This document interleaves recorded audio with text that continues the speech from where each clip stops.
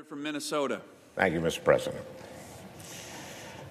A couple months ago, I felt that we had entered an important moment in the history of this country. We were finally beginning to listen to women about the ways in which men's actions affect them. The moment was long overdue. I was excited for that conversation and hopeful that it would result in real change that made life better for women all across the country and in every part of our society. Then the conversation turned to me. Over the last few weeks, a number of women have come forward to talk about how they felt my actions had affected them. I was shocked. I was upset. But in responding to their claims, I also wanted to be respectful of that broader conversation, because all women deserve to be heard and their experiences taken seriously. I think that was the right thing to do. I also think it gave some people the false impression that I was admitting to doing things that, in fact, I haven't done. Some of the allegations against me are simply not true. Others I remember very differently. I said at the outset that the Ethics Committee was the right venue for these allegations to be heard and investigated and evaluated on their merits, that I was prepared to cooperate fully, and that I was confident in the outcome. You know, an important part of the conversation we've been having the last few months has been about how men abuse their power and privilege to hurt women. I am proud that during my time in the Senate, I have used my power to be a champion of women, and that I have earned a reputation as someone who respects the women I work alongside every day. I know there's been a very different picture of me painted over the last few weeks, but I know who I really am. Serving in the United States Senate has been the great honor of my life. I know in my heart that nothing I have done as a senator, nothing, has brought this honor on this institution. And I am confident that the Ethics Committee would agree. Nevertheless, today I am announcing that in the coming weeks, I will be resigning as a member of the United States Senate. I, of all people, am aware that there is some irony in the fact that I am leaving while a man who has bragged on tape about his history of sexual assault sits in the Oval Office, and a man who has repeatedly preyed on young girls campaigns for the Senate with the full support of his party. But this decision is not about me. It's about the people of Minnesota. It's become clear that I can't both pursue the Ethics Committee process and at the same time remain an effective senator for them. Let me be clear. I may be resigning my seat, but I am not giving up my voice. I will continue to stand up for the things I believe in as a citizen and as an activist. But Minnesotans deserve a senator who can focus with all her energy on addressing the challenges they face every day. There is a big part of me that will always regret having to walk away from this job with so much work left to be done.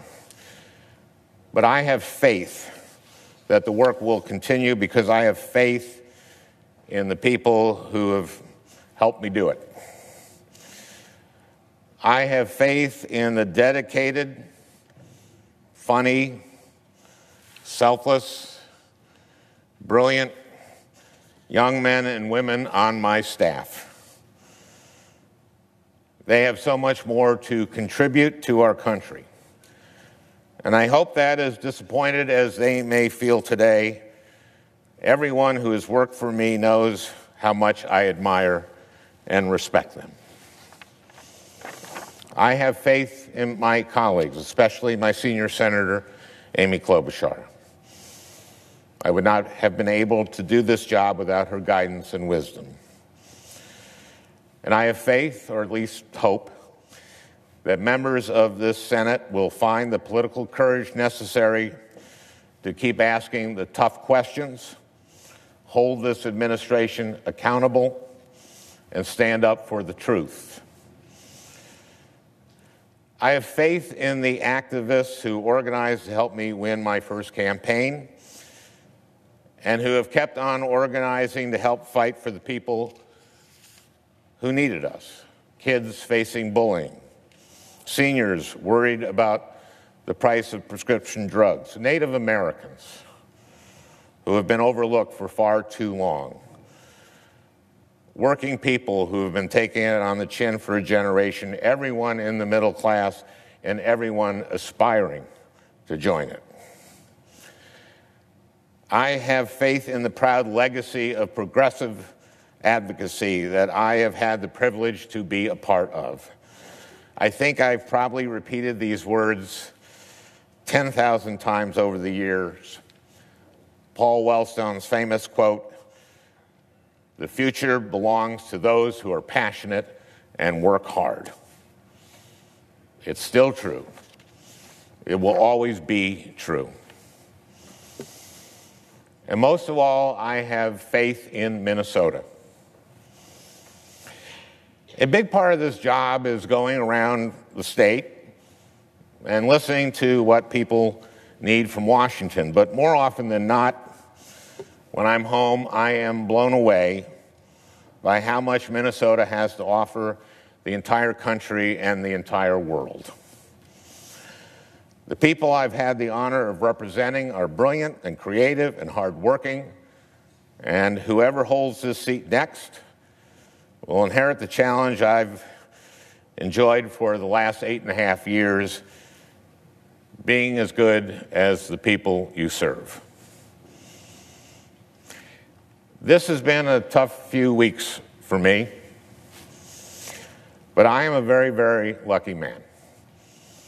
I have a beautiful, healthy family that I love and that loves me very much. I'm going to be just fine. I'd just like to end with one last thing. I did not grow up wanting to be a politician. I came to this relatively late in life. I had to learn a lot on the fly. It wasn't easy and it wasn't always fun. And I'm not just talking about today. This is a hard thing to do with your life. There are a lot of long hours and late nights and hard lessons. And there is no guarantee that all your work and sacrifice will ever pay off. I won my first election by 312 votes. Could have easily gone the other way.